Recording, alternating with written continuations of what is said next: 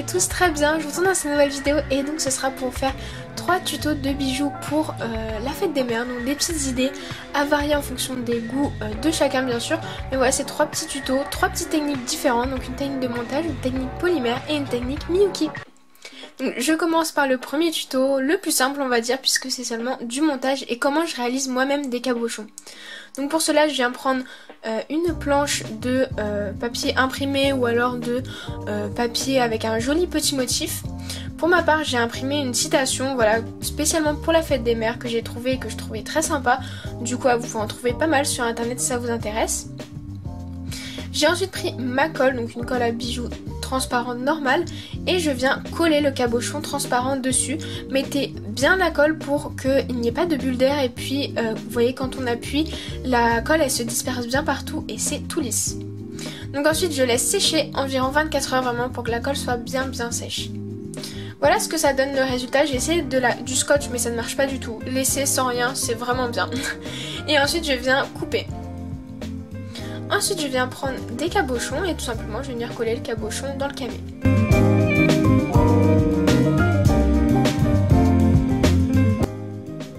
Et une fois que c'est fait, on va passer du coup au montage. Donc pour le montage, je vais vous montrer tout simplement comment j'ai monté un porte-clés et un marque-page. J'ai fait le même montage pour les deux avec des pinces, des anneaux et tout ce qui va avec, voilà. Du coup j'ai accroché pour le marque-page ma petite chaînette d'extension.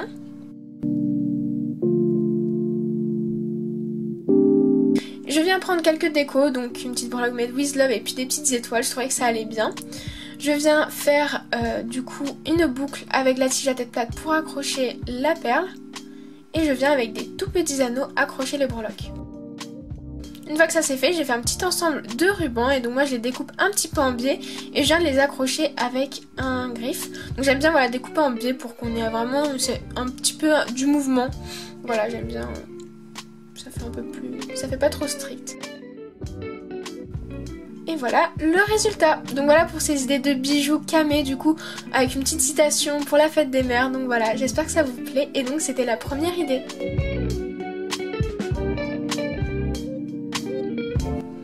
Maintenant on va passer au tutoriel Fimo. Donc là c'est vraiment un petit tuto basique, donc après voilà vous adaptez avec les goûts de vos mamans ou même vous n'êtes pas du tout obligé de faire ça pour la fête des mères, c'est juste une idée comme ça.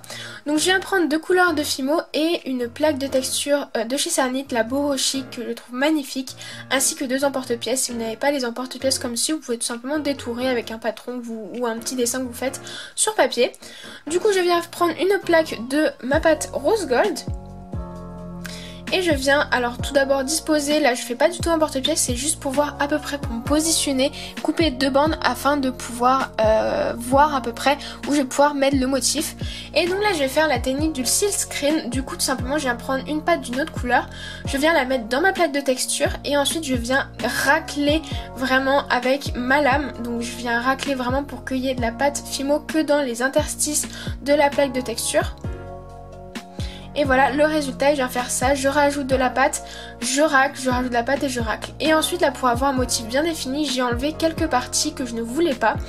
Donc voilà, je viens les enlever avec un pic, ça s'enlève très facilement. Je viens prendre ma plaque de base, je viens tourner la plaque de texture, la positionner à l'endroit à peu près où j'ai marqué et je viens bien faire adhérer la Fimo à la Fimo.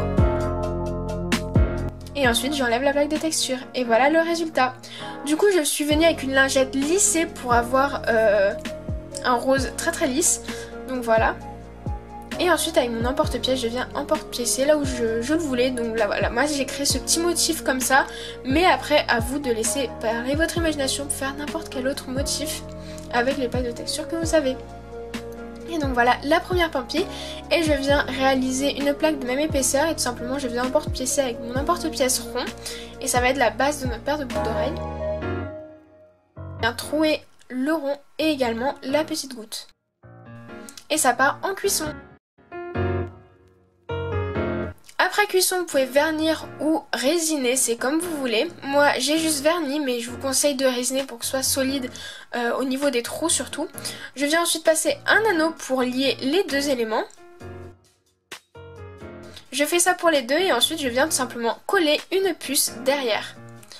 Et Et voilà, une fois que c'est fait, vous attendez que ça sèche et c'est terminé. Vous avez votre jolie paire de boucles d'oreilles. Donc voilà pour le tutoriel numéro 2.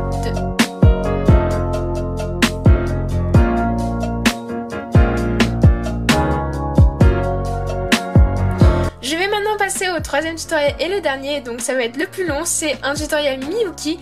Et donc là, vous accrochez-vous parce que à des moments j'ai un petit peu, voilà, je pense que je vais galérer à vous expliquer et puis voilà, c'est assez compliqué à filmer, donc j'espère que vous allez comprendre toutes les étapes, j'espère vraiment.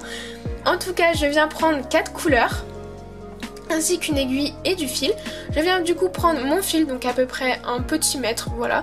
Je viens accrocher l'aiguille et on va commencer le tissage. Donc pour commencer le tissage, déjà prenez dans l'ordre donc de la première perle, c'est votre perle d'extrémité, la couleur d'extrémité, et la deuxième, c'est la deuxième couleur tout simplement.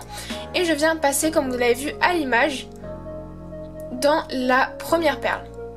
Là, sur mon premier tissage, j'ai inversé les couleurs, mais voilà, faites bien comme je vous ai dit, c'est-à-dire la première perle dans l'ordre de votre tissage, tout simplement. Je viens ensuite passer une perle après l'autre, donc tout simplement là, comme vous voyez, je vous montre. Je viens passer ma perle, donc là, une fois que j'ai mis une perle, il faut que je repasse dans la perle pour que mon fil sorte au bon endroit. Et donc là, je prends une deuxième perle et je rentre l'aiguille dans l'autre côté que le fil ne sort pas. C'est-à-dire il y a un côté où vous allez voir votre fil sort et bien tout simplement vous allez rentrer votre aiguille par l'autre côté et ainsi de suite en ajoutant des perles à chaque fois. Et c'est comme ça que vous allez créer votre première ligne. J'espère vraiment qu'on comprend mieux aux images parce que vraiment expliquer ça c'est trop compliqué. Donc là pareil, j'ai inversé le sens, mais vous prenez bien en premier la perle de l'extrémité et en deuxième la perle qui suit. Et donc là pareil, je viens passer sous le fil du dessous et ensuite je remonte par la perle. Et comme ça le fil va être emprisonné avec le rang du dessous. Donc je remonte une autre fois, je prends la perle, je passe sous le fil et ensuite je remonte dans la perle. Et donc j'ai bien commencé en mettant 2 perles. Voilà, le premier tissage est avec 2 perles afin d'agrandir le rang d'une perle. Vous allez voir donc la première partie ça va être 2 perles à chaque fois qu'on ajoute pour augmenter. Donc là vous voyez, moi au début j'avais un problème, c'est-à-dire que j'ai pris, comme je vous l'ai dit, j'ai inversé et donc le tissage n'était pas bon. Donc je l'ai recommencé en prenant bien dans l'ordre la première perle, la deuxième, etc. Et donc voilà, on arrive à nos 4 rangs. Donc on a ajouté une perle et maintenant on va retirer une perle afin d'avoir du coup ce genre de motif aztèque. Donc là tout simplement je commence mon tissage en ajoutant seulement une seule perle, la perle d'extrémité, et vous voyez qu'elle vient se placer juste avant. Et donc c'est ça qui va nous faire des rangs un peu plus petits.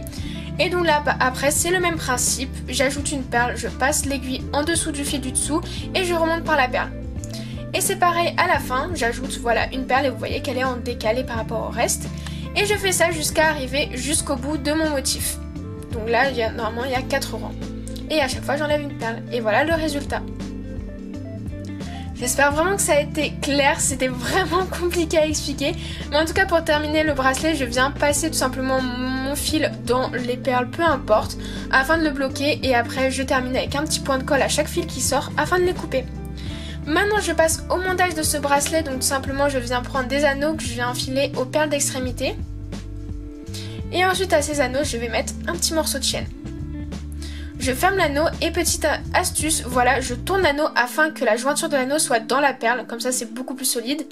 Ensuite je coupe et je viens venir placer d'un côté l'anneau et de l'autre le fermoir et vous avez votre bracelet. Et donc voilà pour le tuto Miyuki.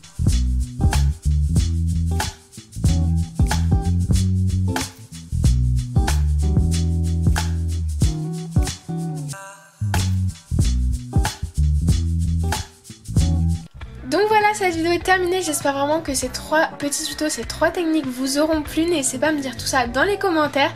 En attendant, je vous retrouve du coup sur Instagram où je vous partage toutes les nouveautés, tout ça c'est en avant-première sur Instagram. Et puis moi je vous dis à très vite ici dans une prochaine vidéo.